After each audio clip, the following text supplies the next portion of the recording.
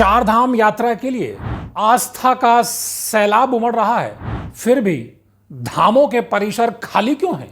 गंगा सप्तमी पर क्यों गंगोत्री धाम, यमुनोत्री धाम में उस तरह से भीड़ नजर नहीं आई? और क्या वजह है कि श्रद्धालु 22 से 24 घंटे तक जाम में फंसकर बैरंग अपने घरों को लौट जा रहे हैं?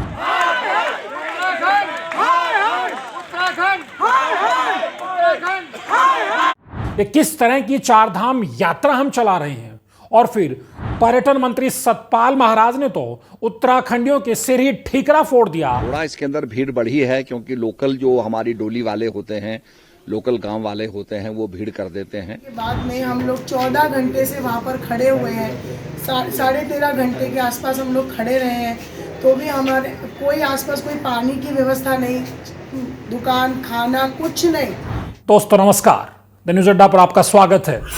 एक तरफ आस्था का सैलाब उमड़ रहा है, देश विदेश से हजारों की तादाद में श्रद्धालु आ रहे हैं। 10 मई से चार धाम यात्रा शुरू हुई है और 12 मई को बद्रीनाथ धाम के भी कपाट खुलने के बाद चारों धामों की यात्रा शुरू हो गई है। लेकिन जिस तरह की तस्वीरें पहले दिन से ही आ रही हैं, उन्होंने प्रशासन, शासन और सरकार के दावों की पूरी तरह से पोल खोल दी है। आप कल्पना करिए कि किस तरह का भरोसा इन बड़े आला अधिकारियों ने, जो पुलिस महकमे के बड़े आला अधिकारी हैं या फिर शासन के बड़े आला अधिकारी हैं, उन्होंने किस तरह से मुख्यमंत्री को फीड किया होगा कि यात्रा के बहुत चाक चौबंद इंतजामात हैं। किस बात के चाक चौबंद इंतजामात हैं जब आपको पता नहीं चलता कि यमुनोत्री धाम जाते हुए जानकी चट्टी से यमुनोत्री धाम के बीच की जो पहले दिन की तस्वीर आई थी, उसने जिसने भी वो तस्वीर देखी उसकी रूह कपा डाली। और उसके बाद जो तस्वीरें दूसरी आई हैं, जो गंगोत्री धाम की तरफ जो तस्वीरें आई हैं, जहां यात्री 20 से 22-24 घंटे तक सड़कों पर जाम में फंसे हुए हैं, भूखे प्यासे अपनी गाड़ियों में फंसे हुए हैं, उसके बाद उनके सब्र का बांध टूटता है और किस तरह से वो उत्तराखंड हाय हाय के नारे लगाते हैं। उन तस्वीरों को आप देखेंगे तो आप एक बार की शर्मिंदा हो जाएंगे। आप खुद देखिए ये तस्वीरें।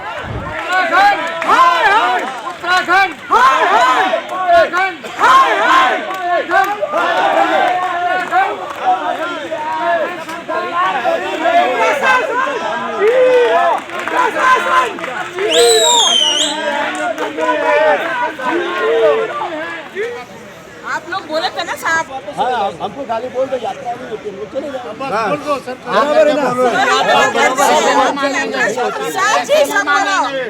इस साल यात्रा बाद कोई गाड़ी नहीं जाएगी। परेशान हो गया, परेशान है, 4 दिन से परेशान हो गए, 4 दिन से।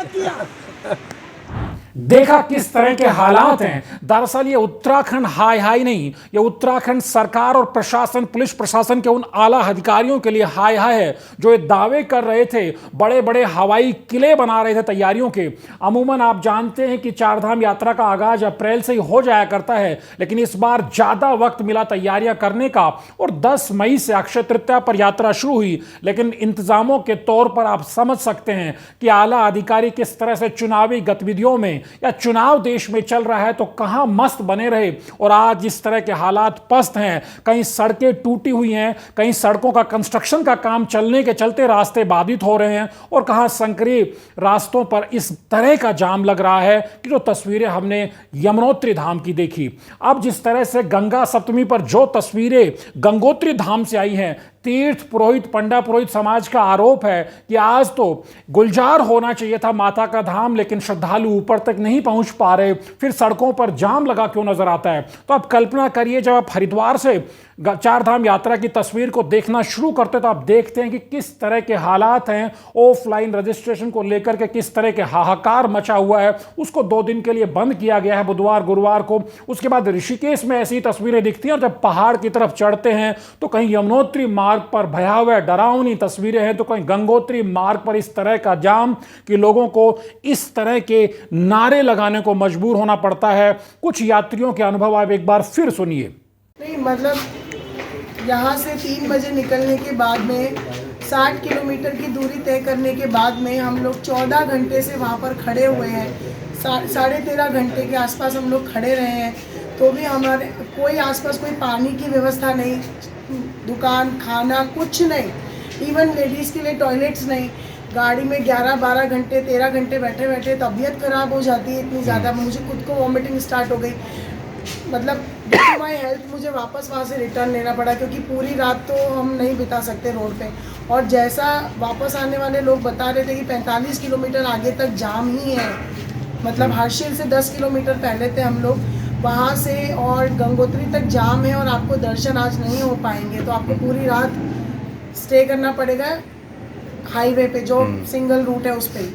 तो हम लोग इसीलिए फिर रिटर्न आए, क्योंकि पूरा दिन बच्चों के साथ गाड़ी में एक ही जगह और फिर पूरी रात को निकालना मुश्किल है। इसे किसकी गलती है? सरकार की गलती है। यही चीज यमुनोत्री में भी हमारे साथ हुई है। ना हम यमुनोत्री में दर्शन कर पाए, 10 किलोमीटर से वापस आए, गंगोत्री में दर्शन इतना पैसा खर्च करके यहाँ आओ और फिर बिना दर्शन के आप जाओ, वो भी सरकार की वजह से, क्योंकि व्यवस्था ही नहीं है, कोई व्यवस्था नहीं है। इवन आपको पता है कि जाम लगेगा तो टॉयलेट्स की व्यवस्था तो करो, पानी की व्यवस्था तो करो। हमसे लोग है ना पानी मांग रहे हैं, थोड़ा सा पानी है क्या? मुझसे वापस आते वक्त लोगों ने पानी मांगा है, पानी मांग रहे, प्लीज पानी दे दो। हमारे पास इतना सा पानी था, हमने वो भी दे दिया।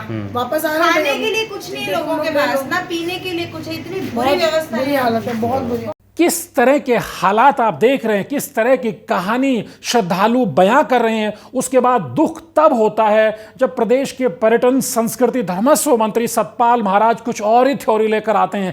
आप जानते हैं ये वही सतपाल महाराज हैं जो यात्रा लगातार चलती है, क्योंकि 2017 से लगातार पर्यटन का महकमा सतपाल महाराज ही देख रहे हैं। लेकिन आप बखूबी जानते हैं कि एक बार कंडी डंडी से वो यात्रा करते हुए, चारधाम यात्रा करते हुए नजर आए, तो उसके बाद उनकी तस्वीर पूरे यात्रा सीजन में नजर नहीं आती है। वरना क्या वजह है कि बार बार मुख्यमंत्री को ही खुद अधिकारियों पर हंटर चलाना पड़ता है, सख्ती दिखानी पड़ती है, फैसले लेने पड़ते हैं। अगर मुख्यमंत्री के पर्यटन मंत्री, धर्मस्व संस्कृति मंत्री सतपाल महाराज ही मजबूती से चारधाम यात्रा के इंतजामात के मोर्चे पर ग्राउंड जीरो पर उतरे होते, तो क्या हिमाकत पुलिस महकमा कर लेता कि इस तरह की बद इंतजामी की तस्वीरें सामने आती है, और क्या जिला प्रशासन के स्तर पर खामियां इस तरह की देखने को मिलती। लेकिन विडंबना है कि सतपाल महाराज ठीकरा तो उत्तराखंड के स्थानीय लोगों के सिर पर ही फोड़ रहे हैं। आप खुद सुन लीजिए। पंजीकरण हो गया है और बड़ी खुशी है कि इस यात्रा के अंदर मैदानी इलाके से काफ़ी लोग आ रहे हैं, उत्तराखंड के लोग आ रहे हैं, सभी यात्रा कर रहे हैं। थोड़ा इसके अंदर भीड़ बढ़ी है क्योंकि लोकल जो हमारी डोली वाले होते हैं, लोकल गांव वाले होते हैं, वो भीड़ कर देते हैं।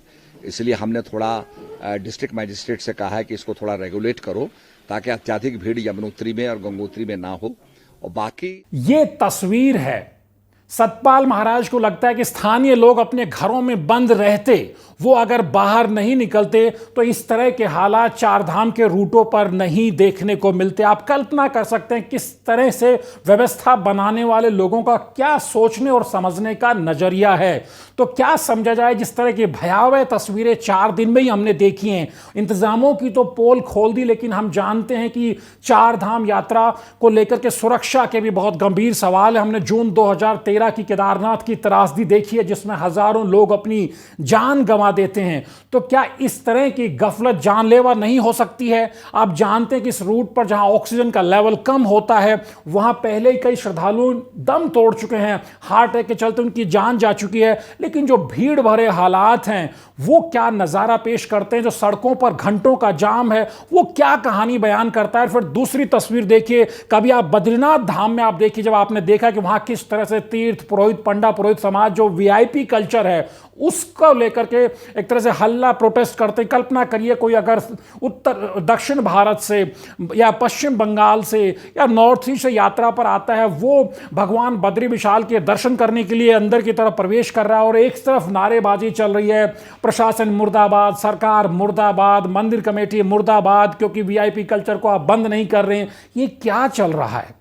क्या नज़ारा लेकर के, जहन में क्या यादें लेकर के श्रद्धालु यहां से जा रहा है? जब प्रदेश की मुख्य सचिव यात्रा के शुरू में ये कहती है कि 15 दिन तक वीआईपी कल्चर नहीं होने वाला, तो फिर ये आरोप बार बार क्यों लग रहे हैं चारों धामों के वीआईपी कल्चर को चलाया जा रहा है? कौन ये वीआईपी कल्चर चला रहा है? उसके बाद जब आप गंगा सप्तमी पर देखते हैं कि गंगोत्री धाम में जब कहते हैं कि श्रद्धालुओं के अथाह सागर उमड़ना चाहिए था और वहां परिसर खाली नजर आ रहा है, तो वहां तीर्थ पुरोहित, पंडा पुरोहित समाज है वो प्रोटेस्ट कर रहा है, वो सरकार सरकार को, प्रशासन को निशाने पर ले रहा है। तो यमुनोत्री धाम के तीर्थ पुरोहित, पंडा पुरोहित पहले ही कह चुके हैं कि श्रद्धालुओं को नीचे रोका जा रहा है, व्यवस्था नहीं बनाई जा रही है।